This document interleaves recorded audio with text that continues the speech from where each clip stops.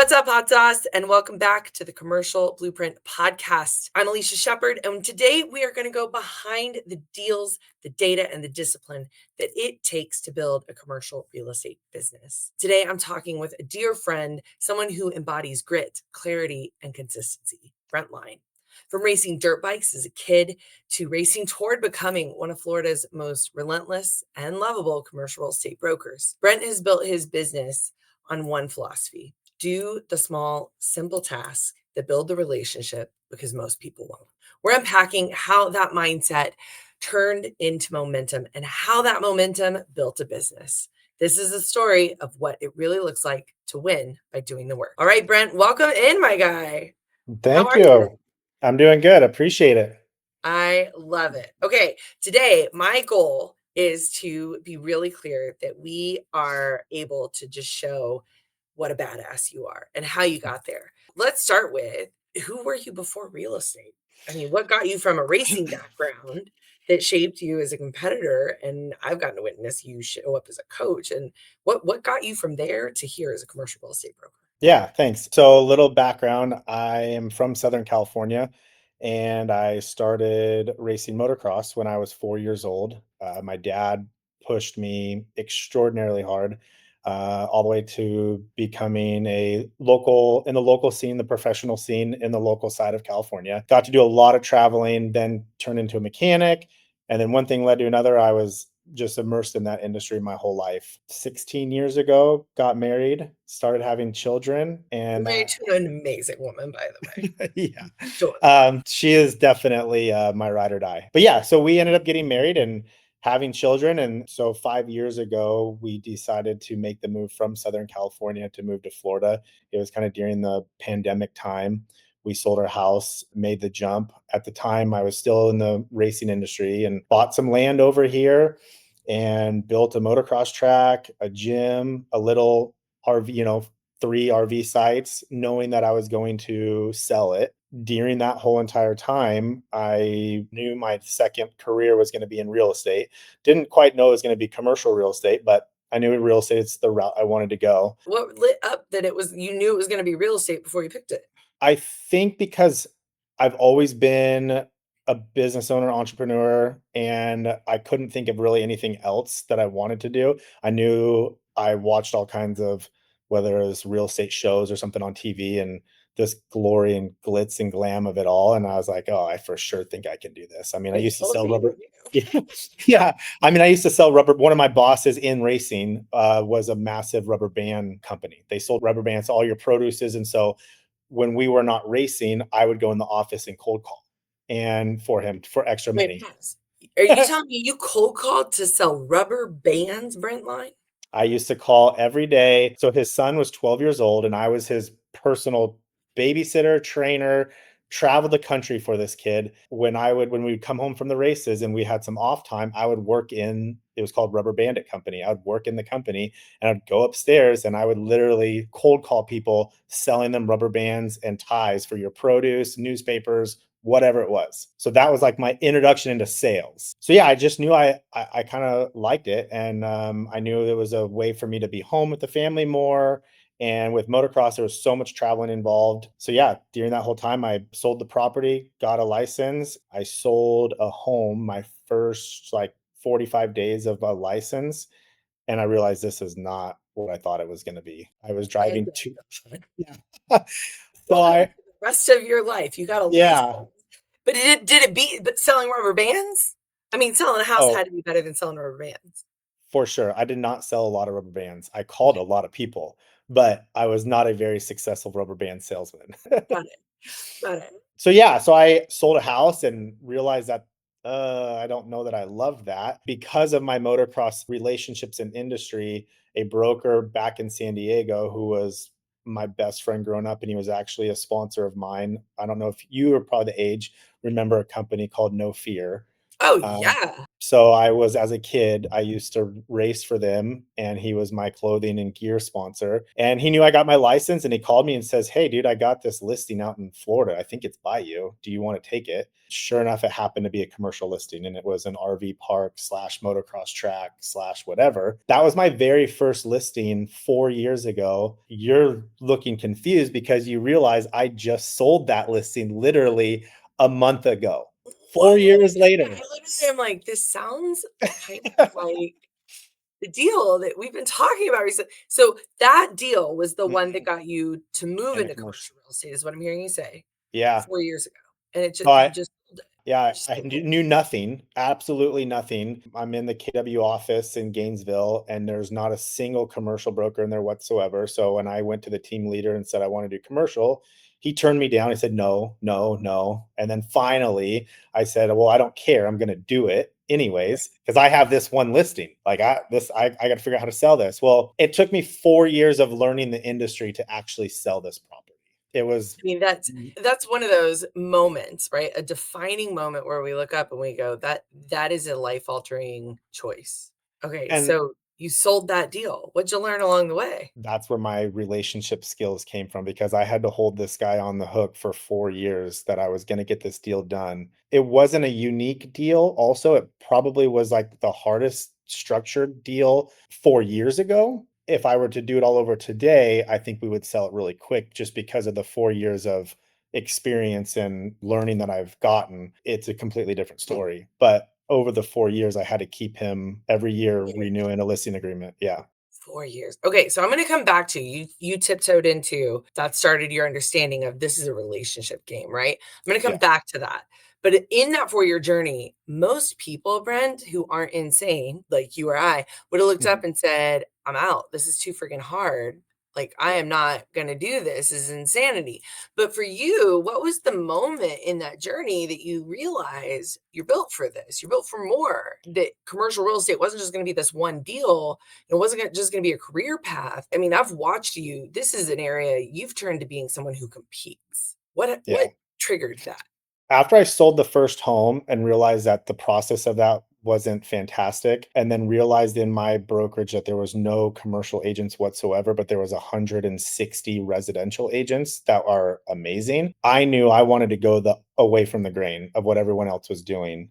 And then through that, the first month or so or 2 months is when I got the brokerage to send me out to Austin. And that's where you and I had our very first conversation. I think I just like putting myself with my back against the wall because I had literally sold the property that we built, when we first moved to Florida, we might have had $100,000 to our name. And I said, Mm, I have less than a year to figure this business out, real estate, not commercial, but just real estate to start making an income because I've got a wife, I've got 3 kids. Anybody that knows that's not enough time. But it was, I don't have any other option. I mean, if you had decided I'm going to go sell houses, Yeah. it might have been right. $100,000. Yeah. That sounds like so much.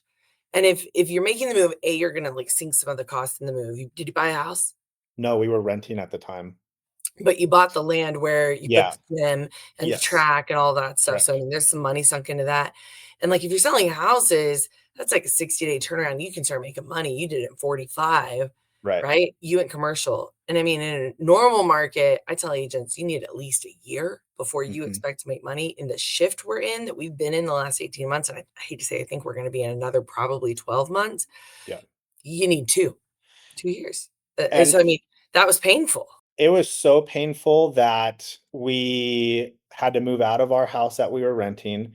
I took some money that we had and which was like 10 grand left and financed an RV and moved my whole entire family in a fifth wheel trailer to downgrade everything that we possibly had. Then the fifth wheel lasted for maybe 6 months and Mrs. Line said I can't do this. A family of 5 and 2 dogs and a fifth wheel Hell no. is Yeah. wild. So then we ended up moving into this tiny little, I think it might have only been a 2 bedroom apartment with 5 of us. All 3 kids shared a bedroom so that I could keep plugging away at this. And there was just enough that kept me going, right? Like I would maybe sell my market, maybe sell a $300,000 small little office. I was like, okay, I can make it another month. And it was like just that little bit kept me going and knew, and I didn't have any other options. It was this or not. I left myself with no options. I was not going to fail. That You burned the exit raft. Yeah, it was, this is what I'm doing no matter what. So figure it out or go get a job. Actually, I will be honest, there was at one point in time early on, I applied for a job at Home Depot and I got the job at Home Depot. I went to orientation and then I never went back because deep down inside I knew that if I did that, the time that I was sitting in Home Depot, I could have been building this business and my time was Mm, worth so much more elsewhere. So yeah. I again took the gamble of no money, borrowing money from family, friends, whatever we could just to get through until the last couple of years when, things really turned around. I mean, that's that season, Brent. That's why I say you're a competitor. That's that season where so many people would have said Home Depot. So many people would have looked up and just quit, right? Because that would have been easier Mhm. to get through that. What were you telling yourself? I just kept thinking about my kids and my wife and not letting them down. It really wasn't about, it's never been about me. I mean, I'm very proud of where it's at now today and the hard work, but I'm also very scared of it going away. So everything is all about losing what I have. And Mm, to me, that's my family. If, in my opinion, I think anybody can do anything in this world if you put a big enough why in front of it that you don't have an option to deviate from that why. put a big enough why in front of yourself that Yeah, you don't have the option to deviate from that why. right. Wow. That's important.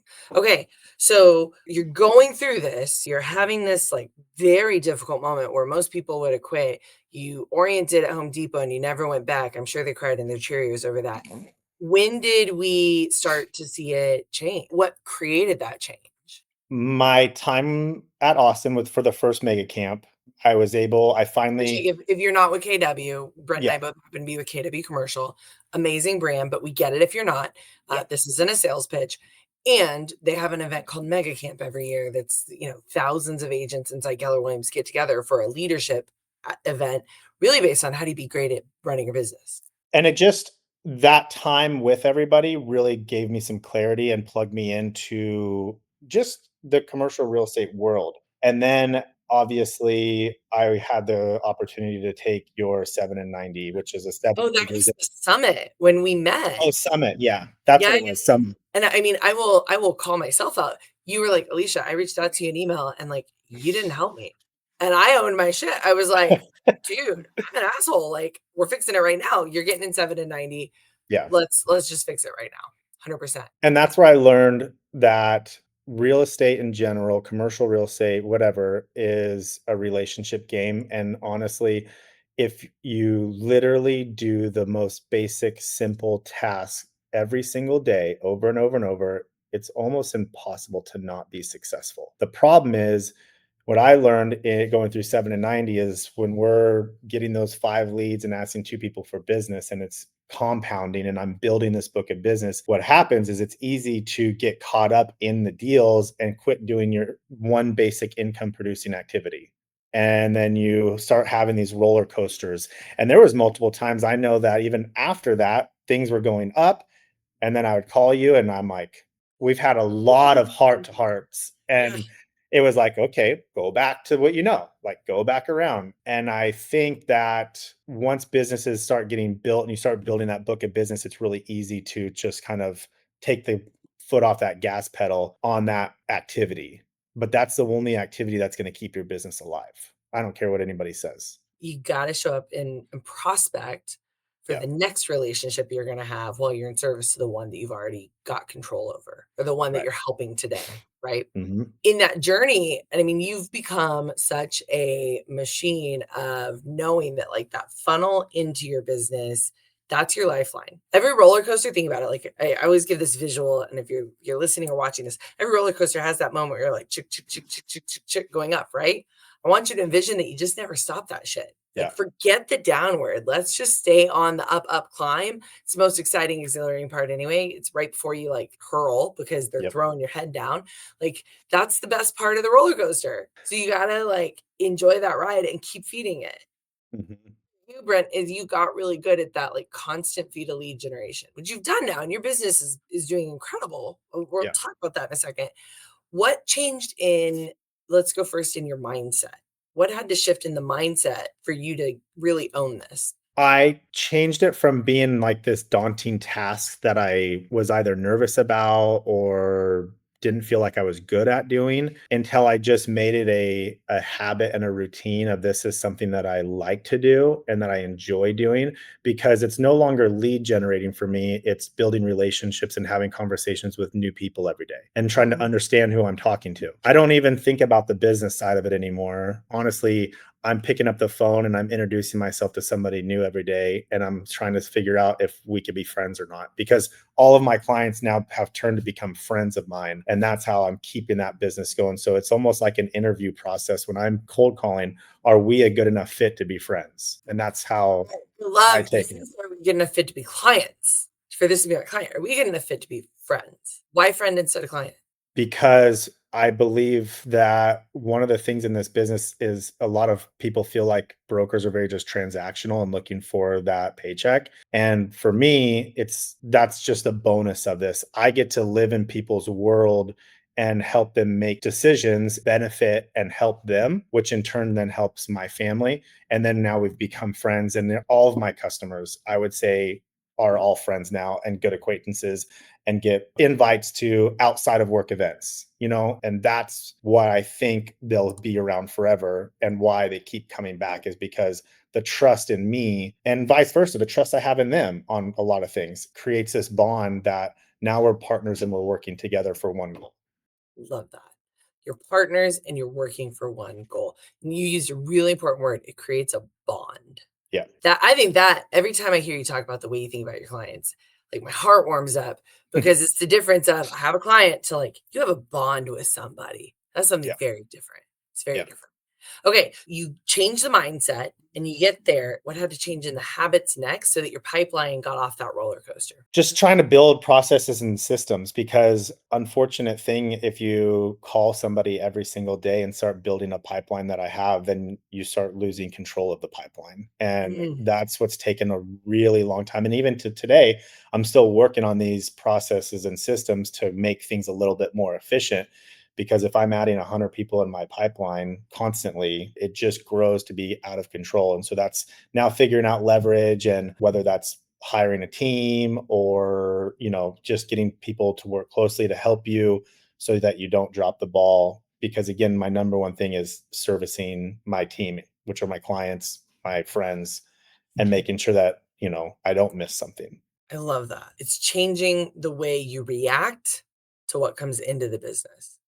Right. I think that's a piece when I work with agents that get stuck in this, it's teaching that our reactions have to become more proactive versus reactive, and that like your calendar is going to be your tool that helps you do that. I've watched as you've evolved in this. I can feel it in the way we communicate throughout the day or the way you text me. Like I can tell when you're in lead generation mode, you get quiet, and then you'll text me before or after, right? Yeah. Because you're committed to that. You're building that thing. So you've Yeah. got now the mindset right, you got the habits right, you got the systems that clicked in behind it.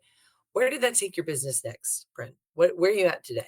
Every year I've doubled business year after year. Last year, coming into year 4, I went from year 1 being at like I think I did $1 million and then In volume? so Yeah, that was my first year. And then I'm starting or going into my 4th year. I'm in my 4th year now and I'm on track for close to 20 million. that's amazing. You'll close to So 20 million this year. And what do you already have in the pipeline for next year? almost 9 million before February. That's awesome. That's awesome. I mean, when you think about that, that's a year over year change. It's transformational, not only Mhm. for your business and for your clients, but for your life. Yeah. That type of income growth to go from you've got your family in this like trailer into an apartment and now you guys have a beautiful home and you've been able to get a bookstore with like a wine component Yeah. attached to it that is so dreamy. I can't wait to come see it. And you Yeah. still have the gym. So you have Yep. multiple companies that are creating passive income while your Yep. commercial real estate businesses thrive. What'd that do to change who Brent Line is? Sometimes I have to, like, pinch myself, or I think, like, all of this is gonna collapse. I mean, I'm the worst critic to myself all the time, is, like, at some point in time, this all has to be fake. It's not, it's just understanding that hard work and having a great attitude, and for me, a lot of people know that I've been sober for going on, well, it's been 5 years, and it's very service, forward. So, as long as I'm constantly servicing my community, my friends, my family, then I know that I'm going to be taken care of on the backside. So as long Mm, as I just keep living my life that way and not getting ahead of myself or take for granted all of these hard times and the things that I do have, then I think everything will keep growing and keep being, beautiful. I love it. Keep being beautiful. When we get in alignment on these things and we get in alignment with that front end funnel on our business versus avoiding it because maybe conversations are hard or cold calling is hard. But damn, dude, cold calling for commercial real estate does not sound as painful as cold calling for rubber bands. I cannot believe I did that shit. Holy Hannah. Like I had no idea of that part of your story. When you get okay with that part of your business, everything else gets beautiful. And I think just having people understand that it's not, I mean, it's cold calling, but what's the worst anybody's gonna do? Say I no or mean, hang say up? I no. mean I mean, I have it too, even today. You gotta warm it up and get going. Like, it takes me a minute to get that first call going, but then once you do, it's just having conversations. And if I once I quit making it around business so much and just about who they are, introducing myself and building that relationship, that's when it became a game and more fun, because I know that it takes me 54 calls to get 5 leads. I know what it takes to convert them. Pause And so that. what? 54 calls to get 5 leads. You Yeah, know pretty that he puts consistent. numbers like, if you're Yeah, listening to this and you go, "What the hell did you just talk about?" He's tracking his numbers, and that led to incremental growth where your business from 1,000,000 a year to 20,000,000 a year, and who knows what you're gonna do this next year. You've already got 9,000,000 on the board for Q1. That's sounding like you're prepping yourself up for a $40,000,000 year, friend. Your coach wants to nudge you to 50, by the way. Go get that is 50. my goal, is 50. Okay, good. Good. We'll do it next year. As someone listening to this helped me hold him accountable. He's doing 50 million in volume in 2026.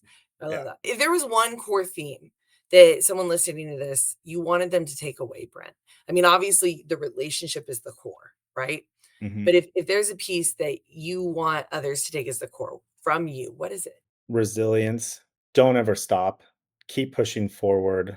Do the very, very, very, very simple, basic tasks over and over, and the sky's the limit. I mean, it really is. The other thing I hear commercial brokers every day say they love commercial because there's no emotion attached and blah, blah, blah, blah, blah. And I That's feel bullshit. it's the biggest crock of crap. And I was the same person. I used to hear that. You hear people talking about this, and I think it's just something that is like a theme, but it's not. We tell ourselves that to give ourselves permission to show up half-assed in our business, by the Mhm, way. mhm. But at the end of the day, this is a very emotional business. It's just a different set of emotions than what might happen when I sell someone a home. Yeah, but even then, it's every single person feeds off of some type of an emotion to make a decision, whether Yeah. it's a statistic, emotional, whether it's I mean, it's like the 7 love languages. As soon as you figure out your opponent or who you're talking to, figure out the way that they either receive information or give information or wanna get receive information. As soon as you figure that game out, then it's game over, and that's where that's fun as for me for competition and having these conversations and doing these calls to people. My goal is building this relationship and understanding how they receive information.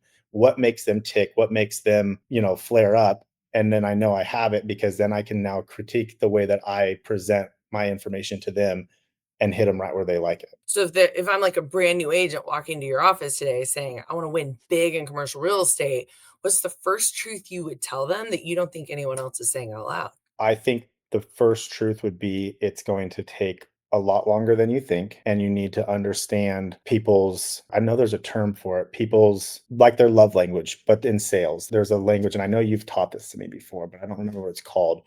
But understanding how people receive You know, it's, information. The Tendencies, 4 Tendencies by Gretchen Rubin, There you go. where it's how do people respond to internal and external expectations. Yeah. I love that book. I think that's like 101 reading for anybody in sales anywhere. Gretchen Root before tendencies. Love it. Because once you have that, you don't have to sell. You just have conversations the way that we like to have conversations personally. I mean, to the point that you only have to make 54 connections Yeah. to get 5 leads. And I'm working on that. I want to get it down. You're gonna get it down. Let's get it down to 50. You're Yeah. so close. But I mean, that's a whole separate call, a whole separate topic. I Yeah. love that. Brent, thank you so much for your time. You guys, that's the blueprint. It's discipline over drama and action over excuses, relationship over transaction. Brent Life is proof that consistency compounds, not just in income, but in identity. If you're ready to build your own blueprint, start with what Brent said best. Lean into the relationship, lean in and change that daily habit, that daily mindset of what you're going to show up and do. Do the small, simple tasks that most people won't do, because that's how you win big in a long game in commercial real estate. I'm Alicia Shepherd. This is the Commercial Blueprint Podcast. See you next time.